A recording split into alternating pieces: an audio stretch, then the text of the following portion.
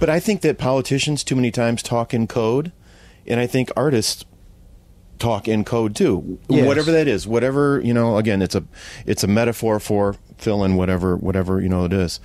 And again, how are we going to move the whole world forward if we're not all on the same page? Because if in fact said politician or said artist is saying something about abuse or oppression or whatever it is, then how can we say it as clearly as possible so there will be less abuse and less oppression?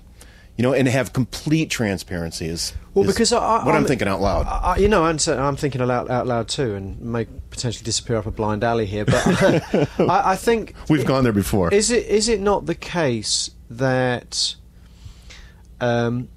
generally speaking, people who love music deeply, and not just music but literature and movies, tend to be, and I'm generalising here, more open-minded anyway? That's certainly my experience, and it's something to do, I think, with the fact that if you love music, well, firstly, music cuts through all kind of sexual stereotypes, racial stereotypes, sexual stereotypes, doesn't it? Right, all the debris that keeps us... Yeah. Music lovers someone who loves music would find it very hard not to love Marvin Gaye and Stevie Wonder and Otis Redding. So again, straight away, it almost promotes this idea that those gifts are not relating to race or stereotype race. And I think there's something about a passion for the arts and a passion for culture in general that just makes you think more about the world, about the human condition. Yeah.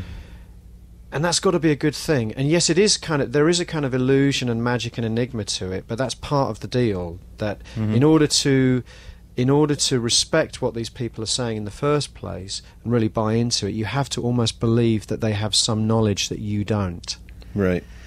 And if you believe that all these people are your equal, then maybe you wouldn't even bother to pay any attention to what they were saying in the first place.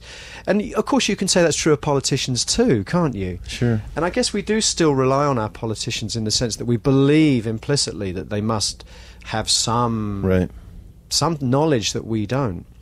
But unfortunately, as time often proves, the reality is the opposite.